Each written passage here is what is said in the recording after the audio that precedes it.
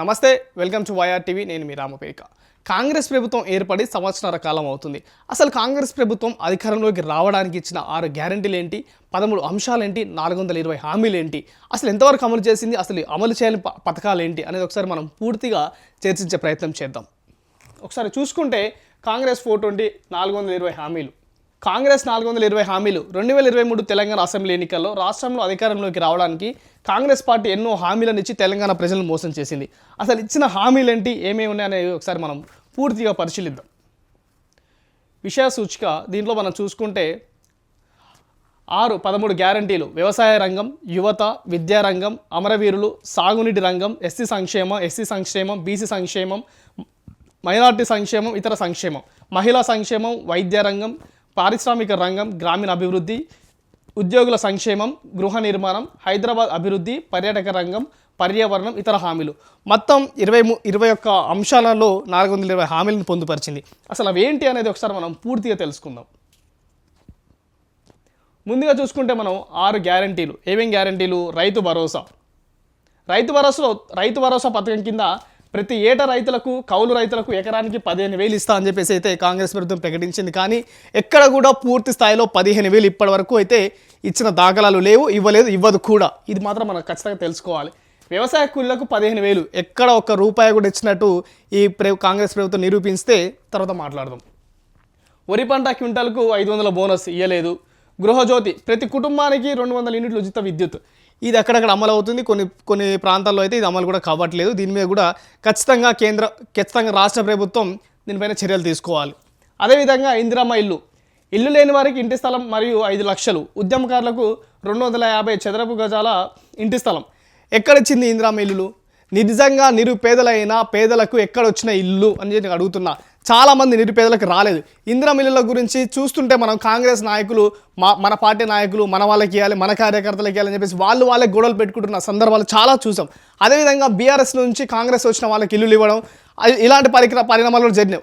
మరి కొన్ని ప్లేస్లలో అయితే ఇల్లులను అమ్ముకుంటున్నటువంటి దీన పరిస్థితిని కూడా మనం చూడాల్సి వచ్చింది.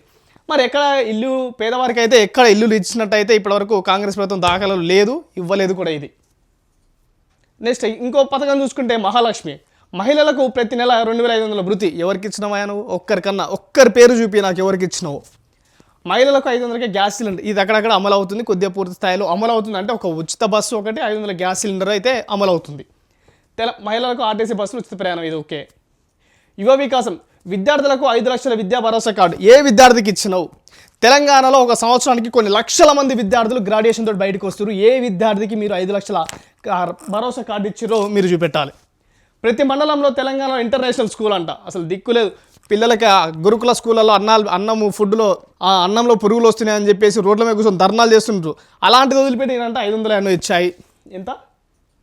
ఇంటర్నేషనల్ స్కూల్స్ అంటే ఎక్కడ వచ్చిన ఏ ఇంటర్నేషనల్ స్కూల్? ఉన్న స్కూల్సే చక్కగా లేవు, స్కూళ్ళలో టీచర్లు లేరు, ఉన్న విద్యార్థులకి సరైన సౌకర్యాలు లేవు, హాస్టల్స్ లేవు, హాస్టల్స్లో కావాల్సినటువంటి వాష్రూమ్ ఫెసిలిటీలు లేవు, ఫుడ్ ఫెసిలిటీ సరిగా లేదు, ఎలాంటి సౌకర్యాలు లేవు. కానీ ఏడా తీసుకొస్తాడో చూడాలి. నెక్స్ట్ చేయుత కింద 4,000 నెలవారీ పింఛన్. 4,000 ఎక్కడ లేదు. గత ప్రభుత్వం ఏదైతే ఇస్తున్న 2,000 పెన్షన్ ఉందో అదే వస్తుంది. 10 లక్షల రాజు ఆరోగ్యశ్రీ బీమా, ఇది ఆల్రెడీ ఇంతకుముందు కాంగ్రెస్ ప్రభుత్వం వైఎస్ఆర్ గారే అప్పుడు 5 లక్షల బీమా పెట్టారు. దాన్ని మీరు 10 లక్షలు చేశారు. ఓకే, దీన్ని మనం అభినందించాల్సిన విషయం. వ్యవసాయ రంగానికి వస్తే కాంగ్రెస్ ప్రభుత్వం ఏర్పడిన వెంటనే 2 లక్షల రైతు రుణమాఫీ, 3 లక్షల వరకు వడ్డీ లేని పంట రుణాలు, వ్యవసాయానికి 24 గంటలు నిరంతర ఉచిత కరెంట్ అంట. మేమేం పాపం చేసినాం, మాకెందుకు రైతు రుణమాఫీ చేయట్లేదు అని చెప్పేసి ఫ్లెక్సీలు ఏర్పాటు చేసి మరి ప్రభుత్వాన్ని ప్రశ్నించారు. మరి మీరు ఎంతమందికి 2 లక్షల రుణమాఫీ చేసిరు మీరే చెప్పాలి. ఎంతమందికి చేసిరో కూడా మీరే చెప్పాలి. 3 లక్షల వరకు వడ్డీ లేని పంట రుణాలు ఎక్కడ రావట్లేవు. ఖచ్చితంగా సంవత్సరం దాటి ఏదైతే క్రాప్ లోన్ తీసుకుంటారో సంవత్సరం దాటిందంటే దాని మీద ఖచ్చితంగా రుణాలు పడతాయి. ఇది ఖచ్చితంగా ఉంటుంది. ఇది గత ప్రభుత్వాల నుంచి వడ్డీ లేని రుణాలు, క్రాప్ లోన్లు అయితే ఇస్తూనే ఉన్నారు. వ్యవసాయానికి 24 గంటల నిరంతర ఉచిత కరెంటు. హైదరాబాద్ పట్టణంలోనే కరెంటు అయితే అనేక సార్లు పోతుంది. ఇక గ్రామీణ ప్రాంతాలు చెప్పుకోవాల్సిన అవసరం లేదు. మా పిల్లలు కూడా ఏంద్రా ఈ రేవంత్ రెడ్డి ప్రభుత్వం వచ్చిన కానీ కరెంటు పోతుంది అని చెప్పేసి మా పిల్లలు మాట్లాడుతున్నారు. ఇక కరెంటు 24 గంటలు ఉచిత కరెంట్ యాడ్ వస్తుందో చూడాలి. నెక్స్ట్ రాయపూర్ ఏఐసిసి రైతులకు తీర్మానాలు కాలేదు. గత కాంగ్రెస్ ప్రభుత్వం ప్రవేశపెట్టిన ప్రత్యేక వ్యవసాయ బడ్జెట్ విధానం తిరిగి ప్రారంభం లేదు. అన్ని పంటల్లో మెరుగైన మద్దతు మరియు ధరతో కాంగ్రెస్ ప్రభుత్వం కొనుగోలు. మొన్న చూసినాం రైతులు పడిగాపులు కాసిరు. కొంతమంది అయితే వడ్ల కల్లాల మీదనే ఆ ఎండ వడ దెబ్బ కొట్టి కల్లాల మీద రైతులు కుప్పగూలిపోయారు. మీరు మీరు వడ్లు కొనుగోలు చేయక వడ్ల కల్లాలనే అనేక మంది రైతులు ప్రాణాలు కోల్పోయారు. అది మీరు ఒకసారి చూడాలి. మూతబడిన చక్కెర కర్మాగారాలు తెరిపించే పసుపు బోర్డు ఏర్పాటు కాలేదు. వివిధ కారణాలతో పంట నష్టపోతే తక్షణమే నష్టపరిహారం అందించేలా పట్టిస్తున్న పంటలకు బీమా పథకం ఇది కాలేదు. రైతు కూలీలు భూమి లేని రైతులకు సైతం భూమి పథకం కింద వర్తింపు. ఎక్కడ కూడా సెంటు భూమి కూడా మీ ప్రభుత్వం ఇచ్చింది లేదు.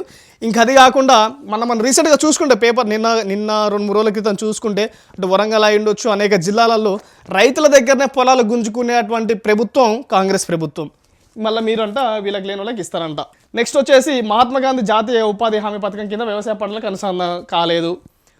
పోడు భూములకు రైతులకు అసైన్ భూములకు లబ్ధిదారులకు వక్రీయాలతో సహా అన్ని యాజమాన్య హక్కులు ఇది కాలేదు, అది ఇయ్యరు మీరు.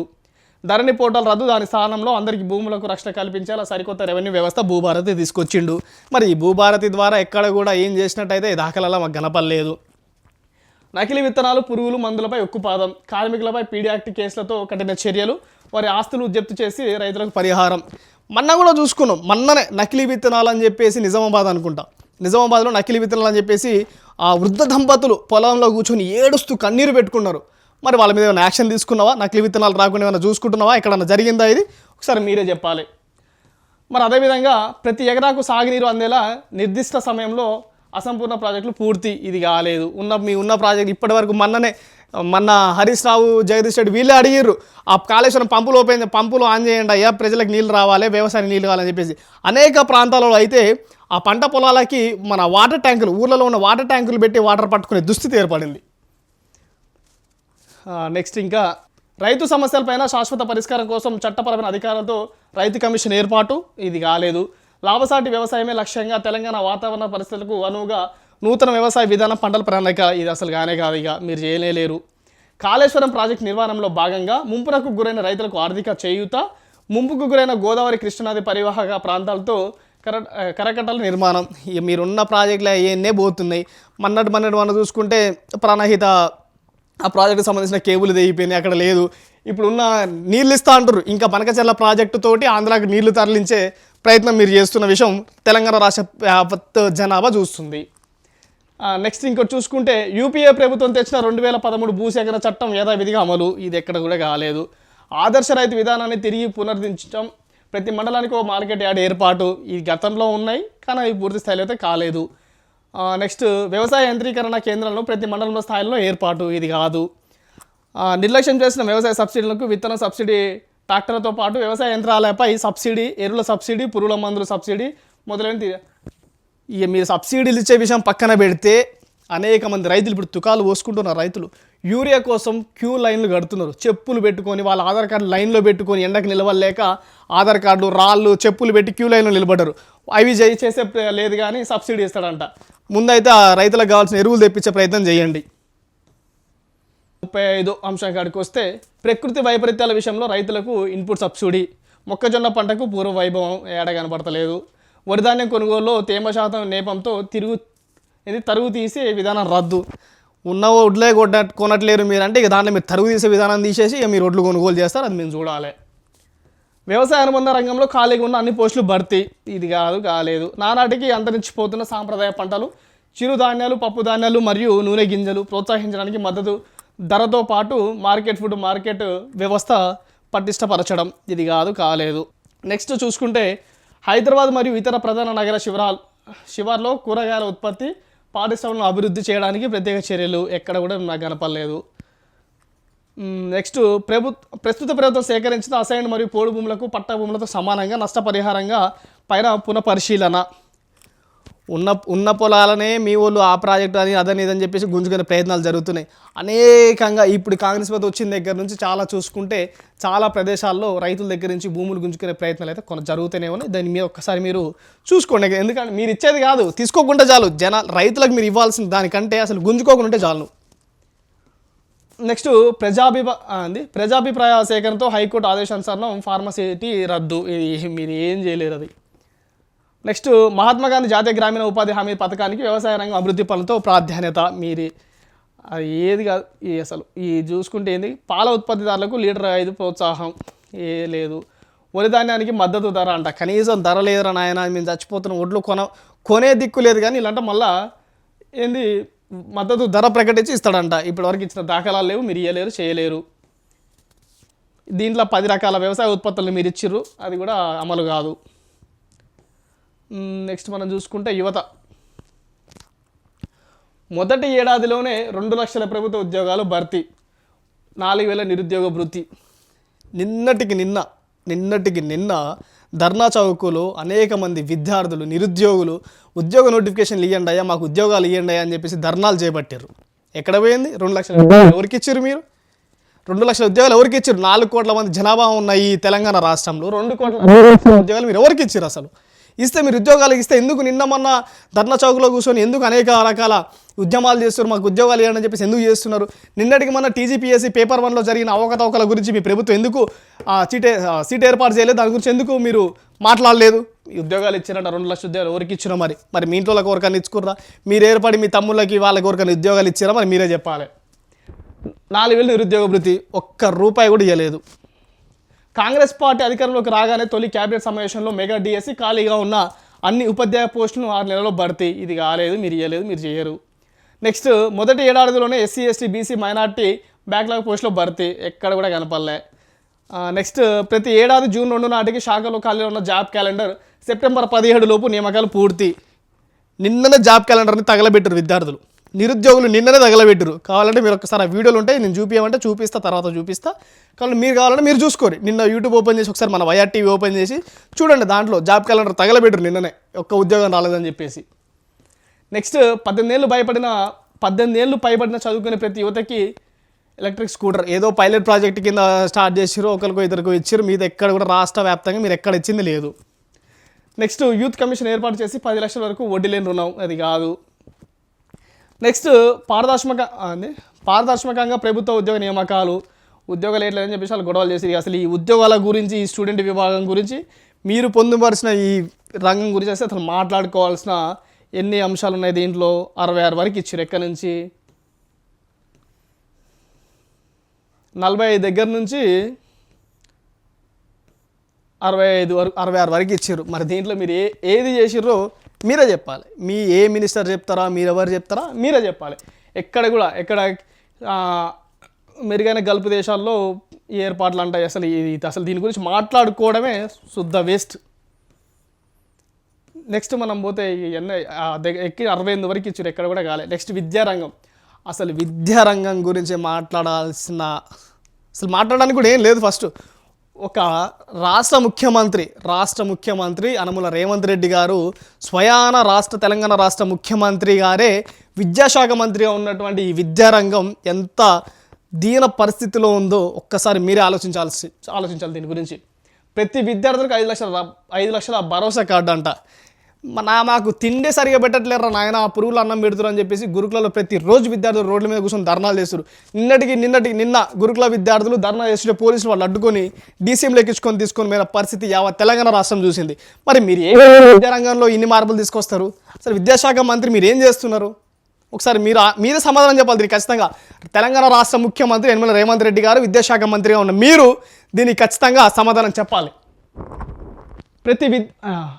చూడాలి అసలు ప్రతి విద్యార్థులకు ఫ్రీ ఇంటర్నెట్ సౌకర్యం, చదివే దిక్కులేదు వీళ్ళకి, చదువు చెప్ప చేత కాదు. కానీ నిన్ననే చూసినాం 160 మంది విద్యార్థులు ఉన్నారు, మాకు ఒక్కరే టీచర్ ఉన్నారు స్కూల్లో అని చెప్పేసి రోడ్డు మీద కూర్చున్నారు విద్యార్థులు, ధర్నా చేస్తున్నారు.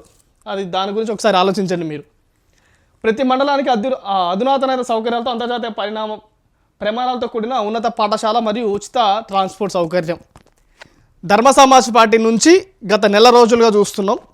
ధర్మ సమాజ్ పార్టీ నుంచి రాష్ట్ర వ్యాప్తంగా అన్ని ఎంఆర్ఓలకి, అన్ని కలెక్టరేట్ ఆఫీసులకి, ప్రతి గవర్నమెంట్ స్కూల్కి బస్సు ఏర్పాటు చేయాలని చెప్పేసి వినతి పత్రాలు అందజేసారు. మీరు యాక్షన్ తీసుకున్నారో దాని మీద? కనీసం ఒక్క స్కూల్ కన్నా మీరు ట్రాన్స్పోర్ట్ సౌకర్యం కల్పించారా? మీరు ఎక్కడన్నా ఏం చేసిరు? మరి ఎందుకు ఈ బోగస్ మాటలను ఎందుకు చెప్పారు? 420 హామీలు ఇచ్చి ఏదో అధికారంలోకి వచ్చినామంటే సరిపోదు, ఇచ్చిన హామీ ఖచ్చితంగా నిలబెట్టుకోవాలి మీరు. రైట్, ఇంకా చూద్దాం. మెరుగైన రీతిలో ఫీజు రీమెంబర్స్మెంట్ ఎక్కడ కూడా కాలేదు. Next SC ST BC minority బాలికల్లో ప్రస్తుత స్కాలర్షిప్లు పెంచి సకాలంలో అందజేత ఎక్కడ కూడా రావట్లేవు, స్కాలర్షిప్లు రావట్లేవు, అంత గోస పడుతున్నారు విద్యార్థులు అయితే. ప్రభుత్వ పాఠశాలలో పనిచేసే మధ్యాహ్న భోజన కార్మికులకు నెలవారీ వేతనానికి 10,000 పెంచాలి. వాళ్ళు పూర్తి స్థాయిలో సరే వస్తారు, కష్టపడుతారు, ఆ పిల్లలకి వండి పెడతారు, అన్నీ చేస్తారు, వాళ్ళకి జీతాలు పెంచాలి. మీరు ఇప్పటివరకు పెంచాలి. కానీ పని చేస్తున్నటువంటి అక్కడ ఏదైతే వండి పెడుతుందో మధ్యాహ్న భోజన కార్మికులకు అయితే ఎవరైతే పెడుతున్నో వాళ్ళకి అక్కడున్న విద్యార్థులకు కూడా అన్ని సౌకర్యాలు, అదేవిధంగా అన్ని రకాల విద్యార్థులకు భోజనాలు అందించే ప్రయత్నం చేయాలి. పురుగులు అన్నం పెట్టడం ఏందని మరి దారుణంగా కాకపోతే. నిన్న మనం చూసుకుంటున్నాం కదా, రోజు చూసుకుంటాం ఏదో ఒక గురుకుల పాఠశాలలో, ఏదో ఒక నియోజకవర్గంలో, ఏదో ఒక జిల్లాలో ప్రతి ఏదో ఒక రోజుకో స్కూల్ నుంచి మాకు అన్నం సరిగా పెడతలేరు. నిన్న సత్యవతి రాథోడ్ గారు పోయి కూడా పరిశీలించారు. అక్కడ ఏంది, మాడిపోయిన అన్నం గొడ్డు కారం పెట్టి అన్నం పెడుతురు. మనం చూసినాం. కావాలంటే ఇగో మాడిన కిచిడి గొడ్డు కారం, గురుకుల పిల్లలకి ఇదే బ్రేక్ఫాస్ట్. ఆకలి తొలపడించిన విద్యార్థులు. మహబూబాబాద్ గురుకుల పాఠశాలలో ఘటన. సత్యవతి రాథోడ్ ఆకస్మిక తనిఖీలో వెలుగు.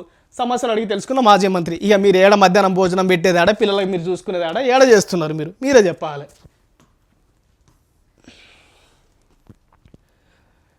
విదేశీ విద్యకు అర్హులైన BC SC ST minority EBC వర్గాలకు 20 లక్షల ఆర్థిక సహాయం. ఆడ అసలు విదేశాలకు రాణిస్తలేరు, మీరు పంపించలేరు, మీరు చేయలేరు. ఇది కానే కాదు. విద్యారంగానికి బడ్జెట్లో ప్రస్తుతం 6 నుండి 15% వరకు పెంపు. ఇక అసలు ఈ తెలంగాణ రాష్ట్రంలో అసలు ఏ రంగం గురించి మాట్లాడడానికి మాటలు రావట్లేవు ముఖ్యమంత్రి గారు. మీరు చెప్పాలి, ఏ రంగం గురించి మాట్లాడాలి, మీరు ఏ రంగంలో అభివృద్ధి చేసిర్రో మీరే చెప్పాలి. ఐటీని డెవలప్ చేసిర్రా, రైతులకు ఏమైనా లాభం చేసిర్రా, విద్యార్థులకు ఏమైనా లాభం చేసిర్రా, నిరుద్యోగులకు ఏమైనా చేసిర్రా, అసలు ఎవరికి ఏం చేసిర్రు మీరు ఈ సంవత్సరాల కాలంలో? మీరు చేసింది ఏంది? ఏమనంటే ఆ కాళేశ్వరం ప్రాజెక్ట్ ఒకటి పట్టుకుంటారు, ఆ ఫోన్ ట్యాపింగ్ ఒకటి పట్టుకుంటారు. దాని మీద మీరు పూర్తి స్థాయిలో చేసిర్రు, నిజంగా ఆరోపణలు ఉన్నాయి, దానికి సంబంధించిన ఎవిడెన్స్ ఉన్నాయి, తీసుకొచ్చి బయటపెట్టి దాని మీద యాక్షన్ తీసుకుర్రా అంటే అది కూడా లేని పరిస్థితి ఏర్పడ్డది. అసలు విద్యారంగం గురించి మాట్లాడడానికి కూడా అసలు రావట్లే. అసలు దాని మీద మాట్లాడడానికి కూడా ఏం లేదు, ఎందుకంటే మీరు ఏం చేయాలి. మనం చూసాను, నిత్యం చూస్తున్నాం విద్యారంగంలో మరీ దారుణ స్థితిలో విద్యారంగం ఉంది. తెలంగాణ రాష్ట్ర ముఖ్యమంత్రి యనమల రేవంత్ రెడ్డి గారు, మీరే విద్యాశాఖ మంత్రి ఉన్నారు కదా, దయచేసి ఈ విద్యారంగం మీద ఫోకస్ చేసి ప్రతి బీసీ ఎస్సీ ఎస్టీ విద్యార్థులకి నాణ్యతమైన విద్యను అందించండి. కార్పొరేట్ వ్యవస్థలకి కొమ్ము కాయడం కాదు ఈ రాష్ట్ర ప్రభుత్వం. ఖచ్చితంగా బీసీ ఎస్టీలు చదువుతున్నటువంటి గురుకుల పాఠశాలను పునరుద్ధరించాలి. అక్కడ ఉన్నటువంటి ప్రతి విద్యార్థికి అన్ని రకాల సౌకర్యాలు అందించాలి. ఇది చూసుకుంటే ప్రతి స్కూల్లో పీఈటీ టీచర్లు నియమించి ప్రతి సంవత్సరానికి క్రీడా పోటీలు. అసలు చదువు చెప్పడానికి టీచర్లు లేరు నాయన అని చెప్పేసి పిల్లలు రోడ్ల మీద కూర్చొని ధర్నా చేస్తుర్రు. మననే చూసినాం, 120 మంది పిల్లలకి ఒక్కటే స్కూల్లో టీచర్ అని చెప్పేసి పిల్లలు వచ్చి రోడ్డు మీద కూర్చురు. అది వదిలిపెట్టి ఇక పీఈటీ టీచర్లు అంట. ఇది మీ వల్ల కాదు, మీరు చేయలేరు. అసలు అన్ని ప్రభుత్వ జూనియర్ మరియు డిగ్రీ కళాశాలలో పనిచేస్తున్న గెస్ట్ ఫ్యాకల్టీలకి 42,000, యూనివర్సిటీలో పనిచేస్తున్న పార్ట్ టైం లెక్చరర్లకు గౌరవ వేతనం 50,000. అసలు ఉద్యోగ నియామకాలు అయితే ఎవరైనా అంటే ఇక మీరు వాళ్ళని పెట్టినట్టే ఉంది, వాళ్ళకి జీతాలు ఇచ్చినట్టే ఉంది.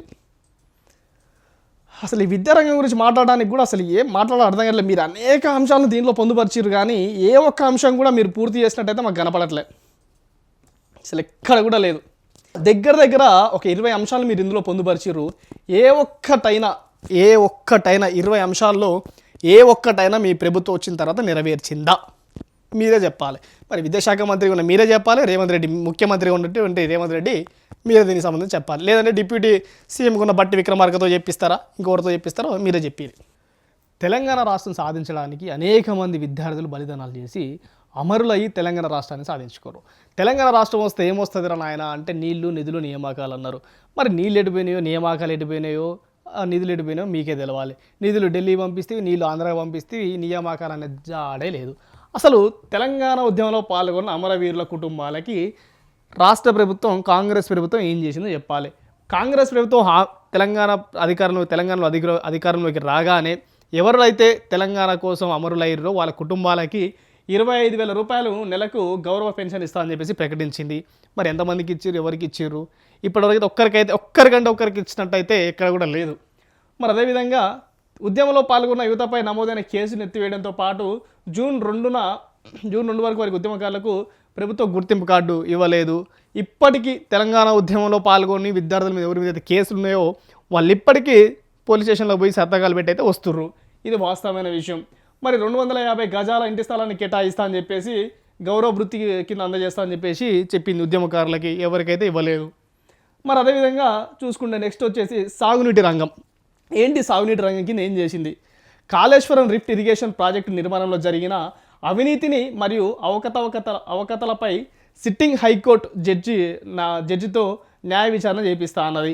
బాగానే ఉంది, ఏర్పాటు చేసిరు, కమిటీ ఏర్పాటు చేసిరు, తిరిగిరు, ఆడ పగులు వచ్చిన ఆ పిల్లర్లు ఏదైతే పగులు వచ్చినాయి అన్ని పరిశీలించారు, అన్ని చేసిరు, ఏర్పాటు చేసిరు.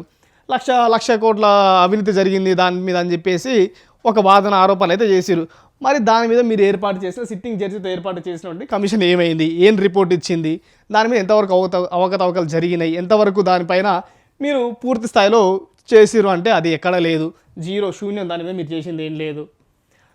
కృష్ణానది జలాల్లో తెలంగాణకు రావాల్సిన న్యాయమైన వాటా సాధన, ఇంకెక్కడ నీళ్ళు ఇంకెక్కడ అయిపోయా. బనకజల్ల ప్రాజెక్టు కడితే అక్కడికి పోవాల్సిన 200 TMCల నీళ్లను ఆంధ్రాకు తరలించే ప్రయత్నాలు జరుగుతున్నాయి. ఢిల్లీకి పోయి చీకటి ఒప్పందం చేసుకొని వచ్చినావు.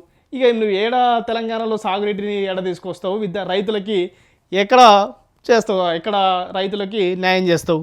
ఇది అయిపోయింది, దీంట్లో ఏది లేదు. నెక్స్ట్ ఎస్సీ సంక్షేమం. జనాభా దామాషా ప్రకారం ఎస్సీల రిజర్వేషన్ 18% పెంపు అవుతుందా? అసలు చేస్తా? ఎందుకు ఉత్తమ మాటలు చెప్పి తెలంగాణ రాష్ట్ర ప్రజలు నీకు ఎస్సీ సంక్షేమం, నెక్స్ట్ వచ్చేసి ఎస్టీ సంక్షేమం, నెక్స్ట్ వచ్చేసి బీసీ సంక్షేమం. ఈ ఎస్సీ సంక్షేమం, బీసీ సంక్షేమం పేరిట జనాలను మోసం చేసి 420 హామీలు ఇచ్చి అధికారంలోకి వచ్చి ముఖ్యమంత్రి పీఠ మీద కూర్చున్నారు అనుమల రేవంత్ రెడ్డి గారు. తప్పితే చేసింది ఏమీ లేదు. కులగణన అన్నాడు, ఎస్సీలకి ఎస్టీలకి వాళ్ళకు ఉన్నటువంటి ఎంతమంది జనాభా ప్రకారం చేస్తాడు, కులగణన చేపడతాడు. కులగణన చేపడితే తెలంగాణ రాష్ట్రంలో ముఖ్యమంత్రి పదవి నుంచి యనమల రేవంత్ రెడ్డి గారు వైదొలిగి తక్షణమే బీసీని ముఖ్యమంత్రి పీఠం మీద కూర్చోబెట్టాల్సి వస్తుంది. మరి దానికి మీరు సిద్ధమా? రాహుల్ గాంధీ మీరు సిద్ధమా? మీరు దానికి సిద్ధమైతే కులగణన చేపడదాం, ఎంతమంది ఎవరి జనాభా ఎంత ఉన్నారని చెప్పేసి దాని ప్రకారం వాటా తీద్దాం, బీసీని ముఖ్యమంత్రిని చేద్దాం. మీకు ఆ దమ్ము ధైర్యం ఉన్నదా? కులగణన చేపట్టే అంతది ఉందా? ఈ కులగణన మీరు చేపట్టలేరు, ఏది చేయలేరు. మనం చేసినాం, కులగణన చేసినా అని చెప్పిర్రు, దాంట్లో మళ్ళీ అవకతవకలు ఉన్నాయి, ఈ కాలేదు, కరెక్ట్ కాలేదు, 20% అయింది, 30% అయింది, మిగతాది చేపిస్తామని చెప్పిర్రు. అది ఇప్పటివరకు జీరో. 10వ తరగతి పాస్ అయితే 10,000, ఇంటర్ పాస్ అయితే 15,000, గ్రాడ్యుయేషన్ పూర్తి అయితే 25,000, పోస్ట్ గ్రాడ్యుయేషన్ పూర్తి చేస్తే ₹1,00,000. ఎవరికి ఇచ్చిర్రు సార్? ఎవరికి ఇచ్చిర్రు? తెలంగాణ రాష్ట్రంలో ఒక సంవత్సరానికి ఒక అకాడమిక్ ఇయర్కి ఎంతమంది 10వ తరగతి ఉత్తీర్ణతో బయటకు వస్తారు, ఎంతమంది ఇంటర్ విద్యార్థులు బయటకు వస్తారు, ఎంతమంది డిగ్రీలు పూర్తి చేసి బీటెక్లు పూర్తి చేసి బయటకు వస్తారు, ఎంతమంది పోస్ట్ గ్రాడ్యుయేషన్ పూర్తి చేసి బయటకు వస్తారు?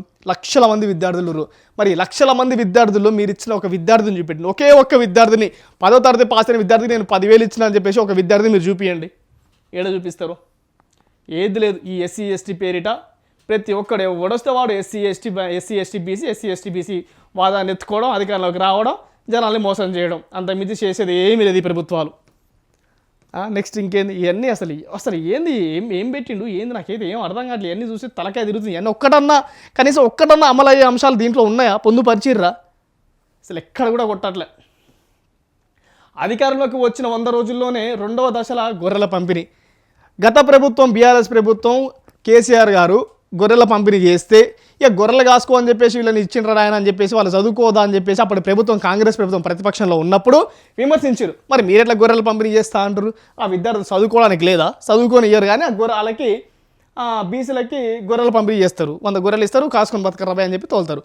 వాళ్ళకి కావాల్సిన గొర్రెల పంపిణీ కాదు, నాణ్యమైన విద్య కావాలి, నాణ్యమైన వైద్యం కావాలి, వాళ్ళకి ఉపాధి కల్పన కావాలి వాళ్ళకి. కానీ ఈ గొర్రెలను పెంచుకొని ఏం చేయమంటావు? ఏందో ఏమో. ఈత చెట్ల పెంపకానికి క్రిత గ్రామంలో 50 ఎకరాల భూమి 5 ఎకరాల భూమి కేటాయింపు. మా ఊర్లో అయితే సెంటు భూమి కూడా కేటాయించలేదయ్యా. ఆడ మీరు పెట్టిరో ఏం చేసిరో మరి మీకు తెలిస్తే అని ఉంటే చెప్పురి, నాకు చెప్పురి. ఈత మొక్కలు మద్యం షాప్ లైసెన్సులు గౌడ్లకు ప్రస్తుతమైన రిజర్వేషన్ 15% పెంపు. ఇవన్నీ ఉత్తమ మాటలు. సర్దార్ పాపన్న గౌడ్ జనగాం జిల్లాగా పేరు మార్చలేదు. తెలంగాణ మున్నూరు కాపు కార్పొరేషన్ ఏర్పాటు చేయలేదు. నెక్స్ట్ యువ పారిశ్రామికవేత్తలకు ప్రోత్సహించేందుకు సబ్సిడీ రుణాలు ఇవ్వలేదు. యువ వికాస్ పేరు మీద సబ్సిడీస్ లోన్స్ ఇస్తామని చెప్పారు. కానీ దాంట్లో ఎన్ని లిటిగేషన్స్ పెట్టిర్రు, అది ప్రారంభించారు. కొన్ని లక్షల అప్లికేషన్లు తీసుకుర్రు. ఏ ఒక్కరికైనా రాజు యూత్ వికాస్ కింద ఏమైనా ఇచ్చిర్రా? ఒక్క సబ్సిడీ లోన్ ఇచ్చిర్రా? వాళ్ళకి ఏమన్నా పెట్టి ఏర్పాటు చేయించిర్రా? ఒక్కటి కూడా రాలే ఇప్పటి వరకు. నెక్స్ట్ జగిత్యాల నారాయణపేట భువనగిరిలో మెగా పవర్ లూమ్ క్లస్టర్లకు ఏర్పాటు కాలేదు. పద్మశాలీలకు పవర్ లూమ్స్ మరియు పరికరాలపై 90% సబ్సిడీ కాలేదు.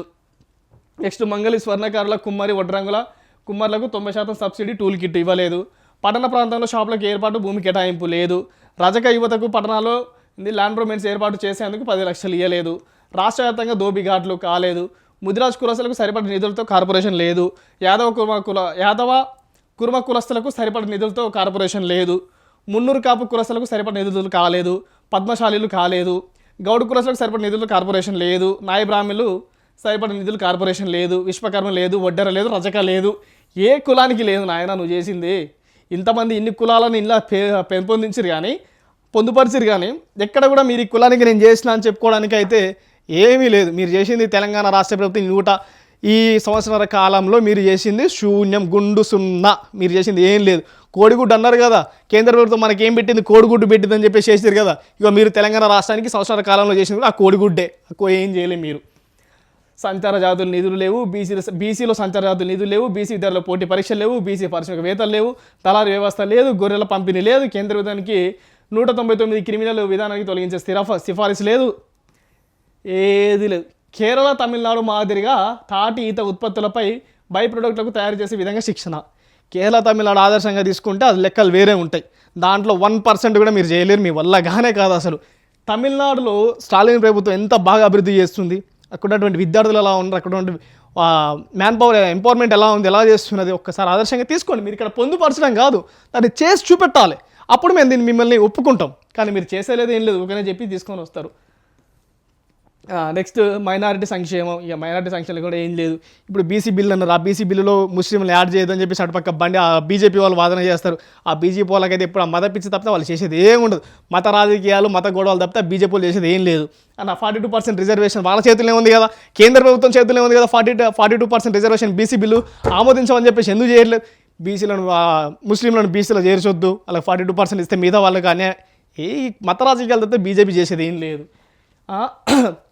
ప్రభుత్వం ఏర్పడిన 6 నెలల్లో కులగణన ఇది కాలేదు. కులగణన చేస్తే ముఖ్యంగా ఫస్ట్ కులగణన చేపడితే తెలంగాణ రాష్ట్ర ముఖ్యమంత్రిగా Anumula Revanth Reddy దిగిపోవాలి.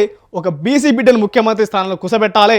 SC BC minority పిల్లలను ఎమ్మెల్యేలను ఎమ్మటే తక్షణంలో క్యాబినెట్లోకి తీసుకోవాలి. ఇవన్నీ చేయగలిగే దమ్ము ధైర్యం ఉంటేనే రేవంత్ రెడ్డి కులగణన చేపట్టాలి.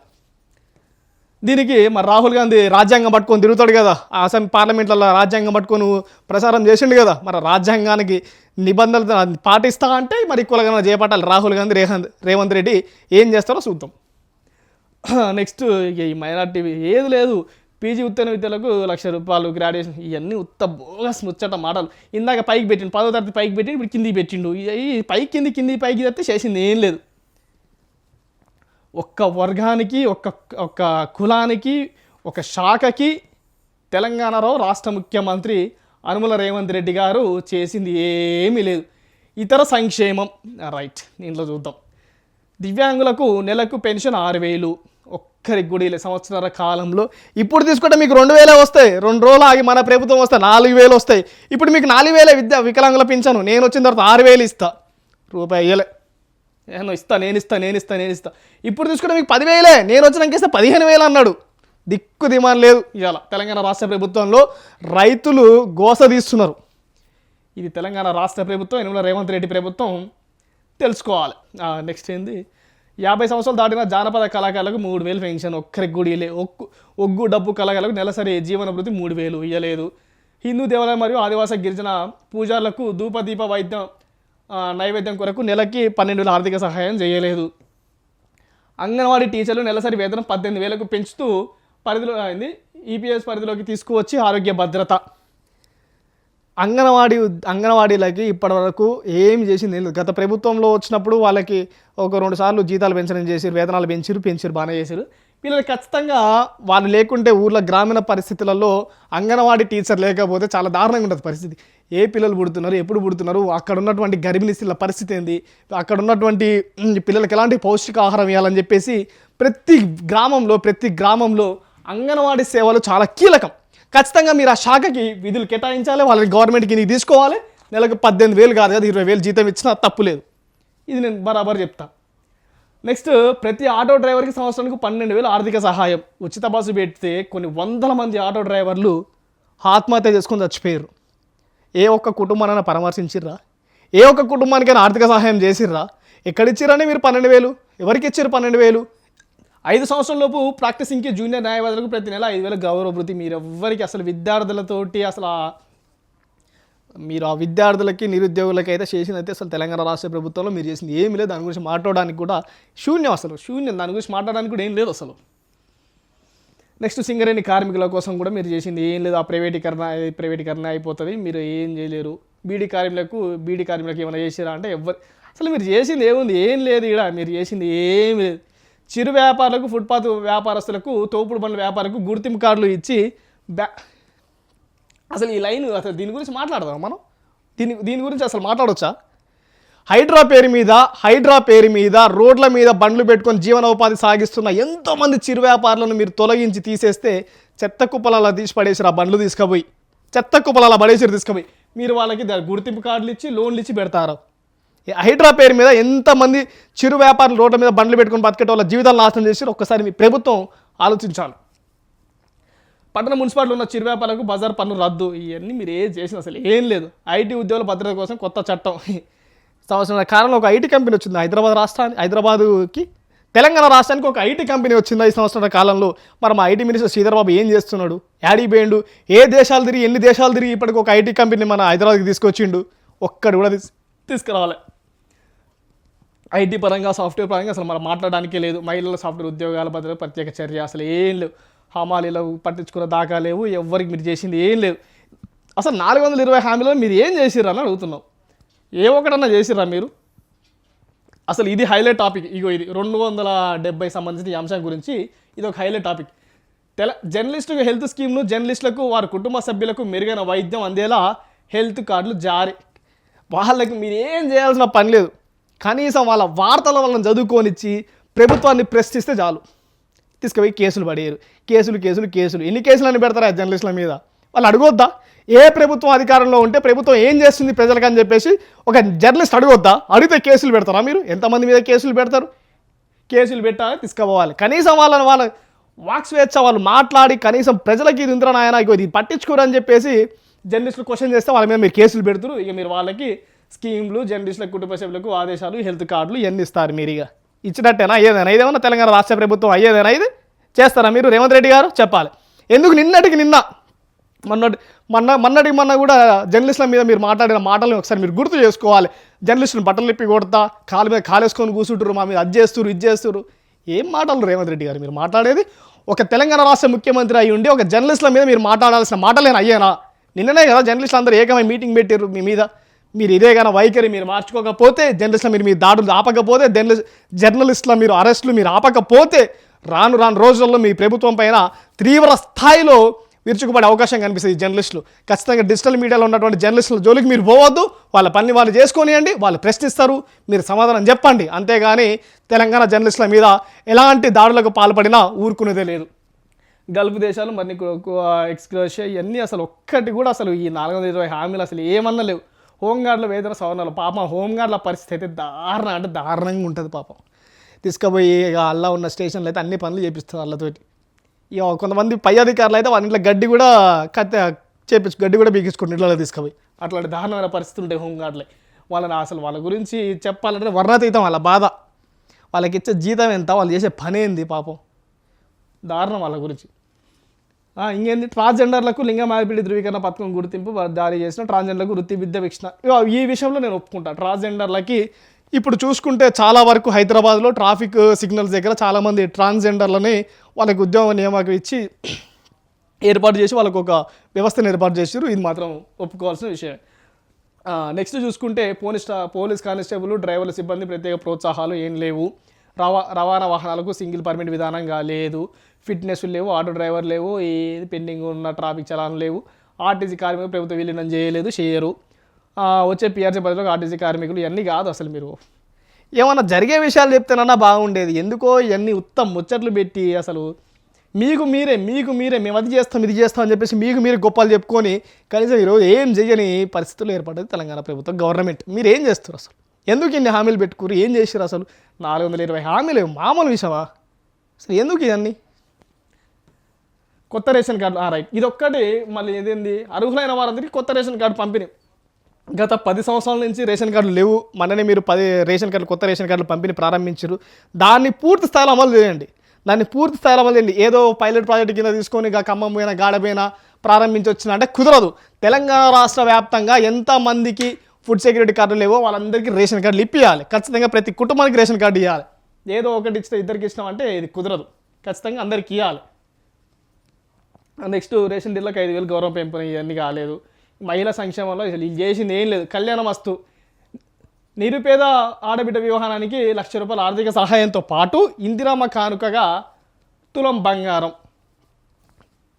ఎవరికైనా ఇచ్చిర్రా సార్ తులం బంగారం? ఈ సంవత్సరాల కాలంలో ఎంతమంది పెళ్లి చేసుకున్నారు? మరి సమ్మర్లో ఎంతమంది పెళ్ళిళ్ళైనా, ఎన్ని పెళ్ళిళ్ళైనా?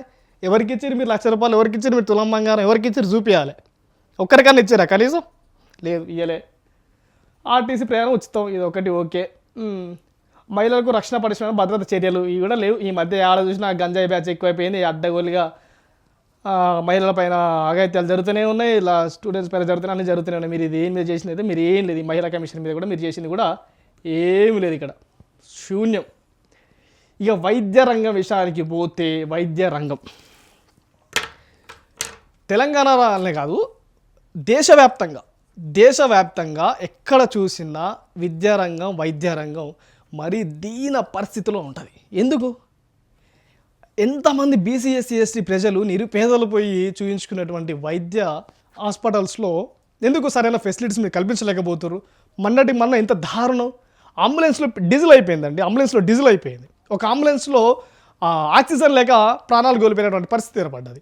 ఇంకొక హాస్పిటల్లో అయితే కనీసం వసతులు లేవు, వార్డులు లేవు, అక్కడ ఉన్నటువంటి వాష్రూమ్స్లో నీళ్లు లేవు, డాక్టర్లు టయానికి రారు, మెడిసిన్ లేదు, ఏది లేదు. ఏం చేస్తుంది ఈ తెలంగాణ రాష్ట్ర ప్రభుత్వం అడుగుతున్నాం మేము. ఎంతసేపు ఆ నిమ్స్, కిమ్స్, ఈ ఏఐజీ హాస్పిటల్స్, యశోద హాస్పిటల్స్ ఇయేనా?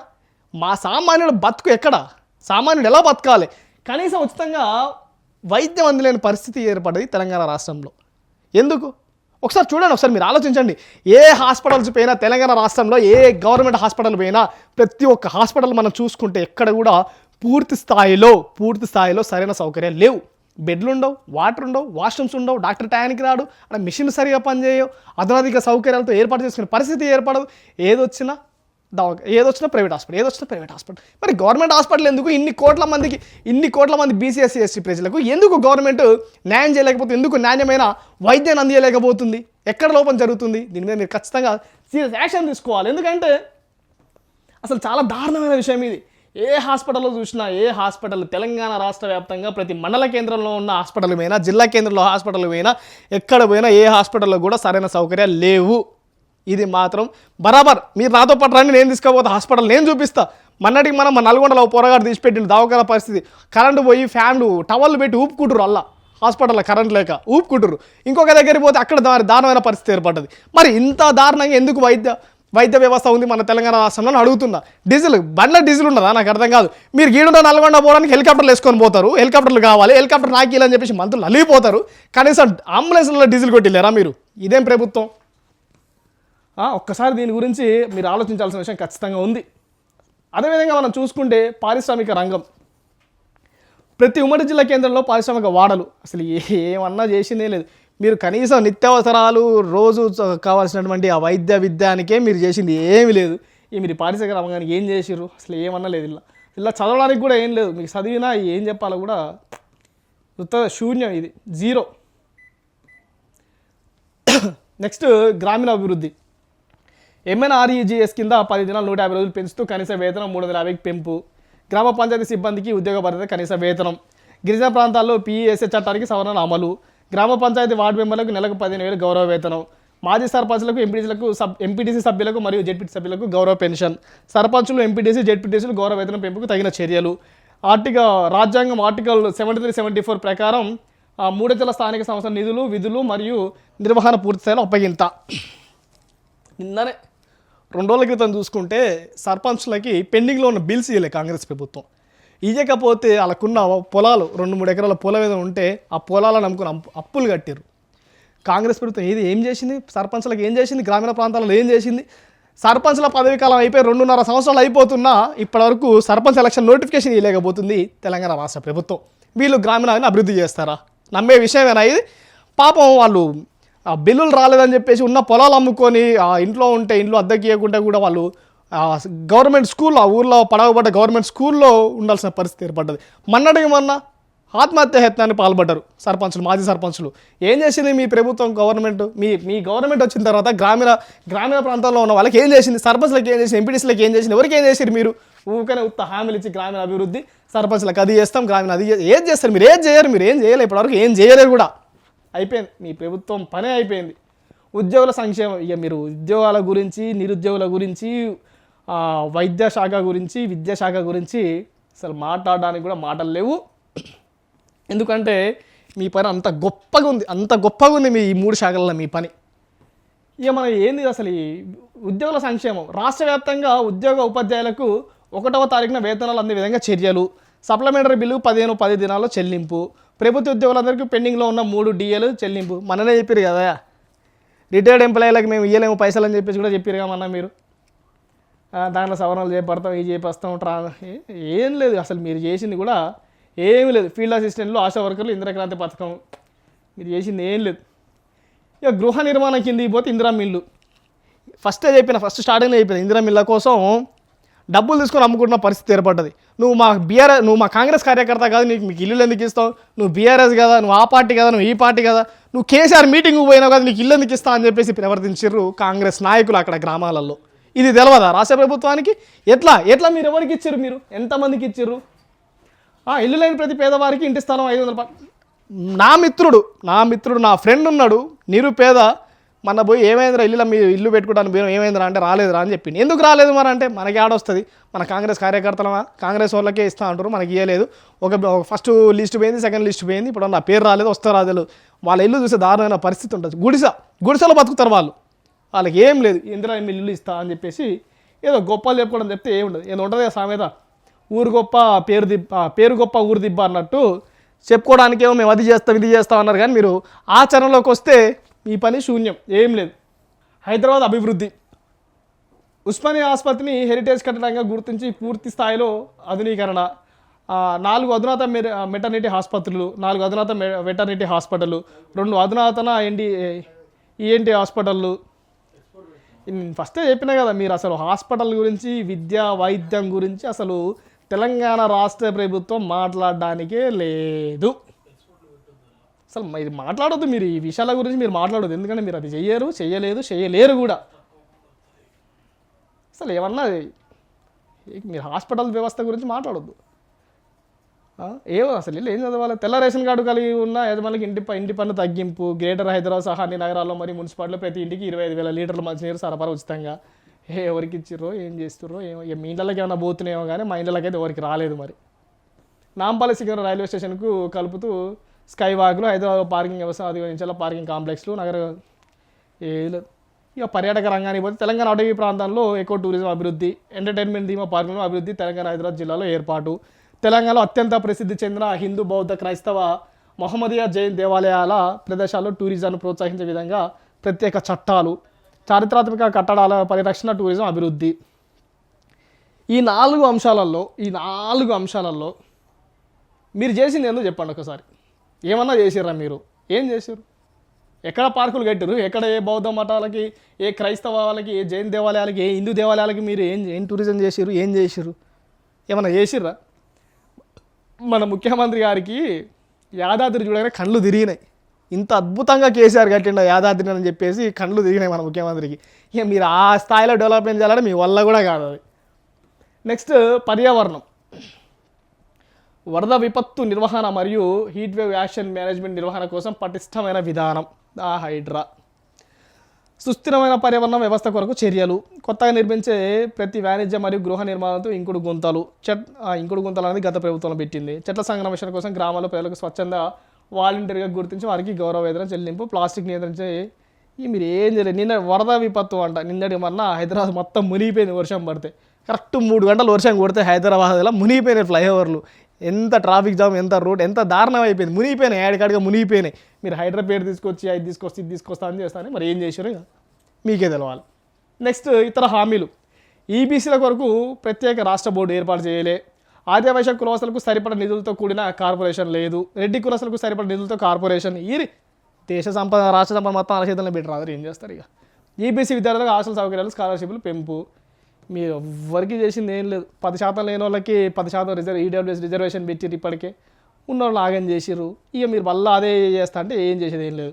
బ్రాహ్మణ కార్పొరేషన్ నిధులు రెట్టింపు, తెలుగు ఉర్దూ భాషాభివృద్ధి అకాడమీలు ప్రత్యేక, తెలంగాణ మండలికాన్ని ప్రతి ఉమ్మడి జిల్లా కేంద్ర కళాకారులు జాతీయ నిజమైన చలచిత్ర కార్మిక న్యాయం, గుడుంబ కల్తీ కళ్ళు. ఈ కల్తీ కళ్ళు ఇగో ఈ బెల్ట్ షాపులు పూర్తిగా రద్దు, బెల్ట్ షాపులు పూర్తిగా రద్దు చేయగానే ఊరుకో వైన్ షాపి. నిన్న చెప్పారు కదా ప్రతి ఊరికి ప్రతి పల్లెటూరుకు మద్యం షాప్ ఏర్పాటు చేస్తామని చెప్పేసి, బెల్ట్ షాపులు తీసేసి మద్యం షాపులు పెట్టి గవర్నమెంట్కి పైసలు తెచ్చుకొని ఇంట్లో దీన్ని పండుకోరు, ఢిల్లీకి పంపి నిధులన్నీ. నెక్స్ట్ ఏంది, గుడుంబ కల్తీ కళ్ళు డ్రగ్స్ సరఫరా కఠిన చర్యలు. నిన్నగాక మననే కల్తీ కళ్ళు పేరు మీద ఎంతమంది చచ్చిపోయారు. ఇగో ఇక్కడ కర్మన్ గట్టు కాడ కానీ అటు సరౌండింగ్ హైదరాబాద్ చుట్టుపక్కల అవుటర్ సరౌండింగ్ ఏరియాలో చూసుకుని కల్తీ కాంపౌండ్లు ఉన్నాయి, కల్తీ కళ్ళు కాంపౌండ్లు ఉన్నాయి. ఏమైనా యాక్షన్ తీసుకున్నారా మీరు? ఇక బీఆర్ఎస్ వాళ్ళు దీని గురించి రోజు పోరాటం చేస్తారు, కల్తీ కాంపౌండ్లు ఉన్న దానికల్లా భారీ స్కెచ్ జరుగుతుంది, అవి ఖచ్చితంగా బంద్ చేయాలని చెప్పేసి. మరి చెప్పి రాదా ఏమన్నా? మీరిచ్చిన హామీయే కదా, మీరు పొందుపరిచిన హామీనే కదా, మీ మేనిఫెస్టోలో మీరు ఇచ్చిన 420 హామీలలో పొందుపరిచిన విషయం ఏదా కల్తీ కళ్ళు. ఎక్కడ నిర్మూలించారు దీన్ని? ఎక్కడన్నా వేసిర్రా? నిన్నటికి మొన్న ఎంతమంది చనిపోయారు కల్తీ కళ్ళు తాగి? మాటలు చెప్పు అంటే మాటలు చెప్తారు, చేసేదైతే ఏమీ ఉండదు. ధరణి స్థానంలో భూమాత పోర్టల్ను ప్రవేశపెట్టి సమగ్ర భూకమాతల సర్వే ఆధారంగా భూ హక్కుల కోల్పోయిన రైతులందరికీ న్యాయం. భూభారతి తీసుకొచ్చిరు, ధరణి అన్నారు, ఏది మీ భూమాత చేసిన పోర్టల్తో మీరు చేసింది ఏం లేదు. ఎక్కడెక్కడ గవర్నమెంట్ ల్యాండ్లు ఉన్నాయి, ఏడాడున్నాయి, ఏడాడ గుంజుకొచ్చుకుందాం, ఏడ వేలం పెడదాం, ఎవరికి అమ్మకం పెడదాం అని చెప్పేసి చేయడానికే మీరు ఈ పోర్టల్ అన్నీ పెట్టేది. కోతుల సమస్య, గత కాంగ్రెస్ ప్రభుత్వ హయాంలో మాదిరిగా ముఖ్యమంత్రి క్యాంపు కార్యాలయంలో ప్రతిరోజు ప్రజా దర్బార్ నిర్వహణ. కనీసం మీ ఎమ్మెల్యేలు పట్టించుకునే దిక్కు లేదు. ఆ నియోజకవర్గ స్థాయిలలో మీ కాడికి వచ్చి మీరు పట్టించుకొని మీరు మాట్లాడి మీరు చేసి ప్రజల సమస్యలు తీర్చిర్రు. ఇక మాటలు చెప్పి అధికారంలోకి వచ్చింది కాంగ్రెస్ ప్రభుత్వం. అసలు అనుకోకుండా అన్యూహంగా తెలంగాణ రాష్ట్రంలో కాంగ్రెస్ ప్రభుత్వం ఏర్పడిందని చెప్పేసి ఏర్పడింది. ఇది వాస్తవమైన విషయం. అసలు ఎవరు కూడా ఎక్స్పెక్ట్ చేయలేదు కాంగ్రెస్ ప్రభుత్వం వస్తుంది, ముఖ్యమంత్రి రేవంత్ రెడ్డి గారు అవుతారన్న విషయాన్ని.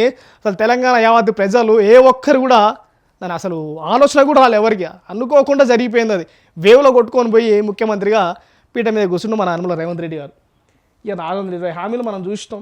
కొత్త ఏర్పాటు చేసిన ఒక జిల్లాకు స్వర్గీయ పివి నరసింహారావు పేరు. ఇవన్నీ ఏం లేవు, మీరు చేసిన 420 హామీలు ఏం లేవు, మీరు ఇచ్చిన 6 గ్యారెంటీలు ఏం లేవు, మీరు చేసిన 11 అంశాలు ఏం లేవు. మరి ఏం చేస్తున్నారు ఏందనేది తెలంగాణ రాష్ట్ర ప్రభుత్వం మీరే చెప్పాలి.